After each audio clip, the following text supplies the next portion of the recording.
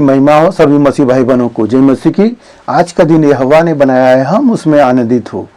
मेरे प्यारो, आइए प्रभु का वचन सुने और अपनी सारी चिंताएं परेशानियों को प्रभु के हाथ में सौंप दीजिए। क्या जाने प्रभु की दया हो और आप वचन सुनते सुनते भले चंगे हो जाए।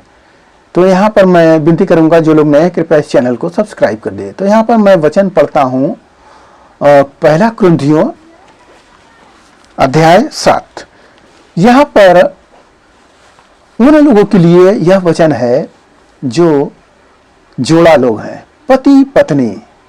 पति पत्नी को बारे में बताया गया है कि पति पत्नी किस प्रकार से रहें, और वह यीशु मसीह में। अन्य जाति के लोग किस तरह से रहते हैं, हमें उसके अनुसार नहीं बल्कि प्रभु के वचन के अनुसार हो, तब हम अपने आप में प्रसन्न होंगे और हमारा एक साथ होकर परमेश्वर की महिमा होगा। तो यहाँ पर मैं वचन पढ़ता हूँ, आप लोग ध्यान से सुने। तो कुरिन्थियों अध्याय 7 और वचन 3। पति अपनी पत्नी का हक पूरा करे और वैसे ही पत्नी भी अपने पति का। पत्नी को अपनी देह पर अधिकार नहीं, पर उसके पति का अधिकार है। वैसे ही पति को भी अपनी देह पर अधिकार नहीं, परंतु पत्नी का है। आमीन। यहाँ पर प्रभु के वचन में लिखा है कि पति अपने पत्नी का हक पूरा करे और पत्नी भी अपने पति का हक पूरा करे। आप समझ गए होंगे हक पूरा करने का मतलब। यहाँ पर लिखा है कि पति जो है उसके अंगों पर उसका अधिकार नहीं है, बल्कि आपके अंगों पर आपके पत्नी का अधिकार है। ठीक वैसे ही पत्नी के अंगों पर पति का अधिकार है। हालेलुया। क्योंकि परमेश्वर ने आदम से हव्वा को निकाले हैं और दोनों एक तन हुए हैं।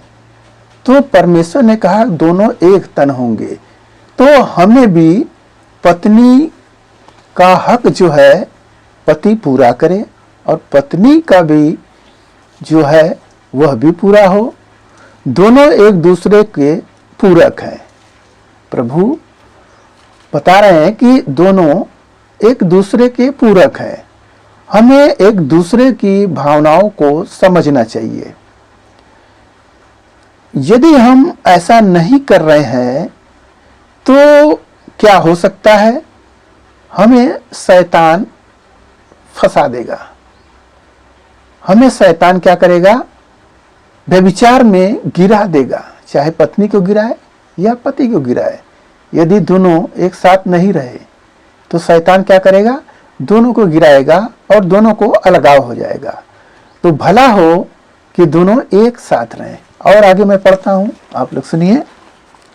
यहां लिखा है, तुम एक दूसरे से अलग न रहो, परंतु केवल कुछ समय तक आपस की सम्मति से कि प्रार्थना के लिए अवकाश मिले, फिर एक साथ रहो। ऐसा न हो कि तुम्हारे असंयम के कारण शैतान तुम्हें परखे। हालेलुया।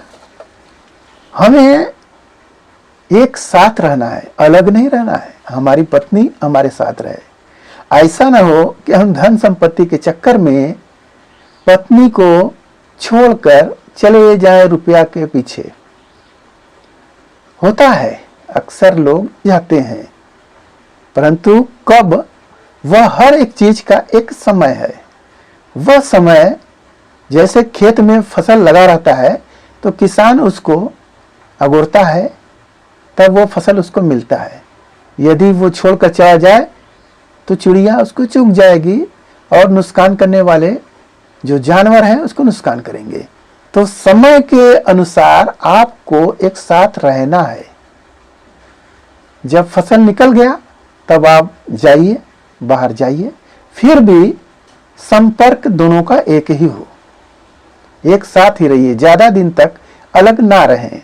अलग रहेंगे तो तो जो शैतान है आपको परखेगा, आपको गिरा देगा। परमेश्वर एक चाहते हैं और शैतान चाहता है दोनों अलग हो जाए। तो हमारा पति पत्नी का रिश्ता जो है एक प्रेम का है। जैसे अगर पत्नी ने कोई गलती किया है तो उसकी सह लो, उसको क्षमा करो। क्यों? जैसे हमारा शरीर है, अगर एक अंग हमारा दुखने लगेगा तो पूरा शरीर में दर्द आएगा, और एक अंग न काम करने की वजह से दूसरा अंग भी निष्क्रिय रहेगा। क्यों? क्योंकि एक अंग दुख रहा है। तो अब जैसे अपनी पत्नी को अगर आप अलग कर रहे हैं तो आपको दुख ही होगा, उससे आपको सुख नहीं होगा। तो अपने देह के समान उससे प्रेम करो। जैसे अपने देह से, अगर देह आपका बीमारी में आ गया तो आप इलाज कराएंगे, उसको सही करेंगे, खाएंगे पिएंगे, वैसे ही पत्नी को भी खिलाओ पिलाओ, अपने साथ रखो और उसका आदर मान करो, क्योंकि वह आपकी है। हालेलुया।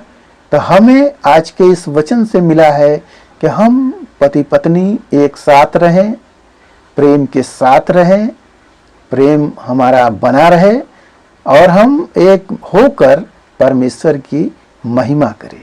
हालेलुया। आइए मेरे प्यारों, आज के इस वचन से जो कुछ मिला है उस पर ध्यान करिए। प्रभु आपको आशीष दे। हम आपके घर परिवार के लिए प्रार्थना करते हैं। महान परमेश्वर, हम आपका धन्यवाद करते हैं इस मुसीबत आज के दिन में प्रभु जो ये वचन मिला, जितने सुने प्रभु उन्हें आशीष मिले, उनके घर परिवार में सुख शांति बनी रहे, सभी लोग भले चंगे रहे।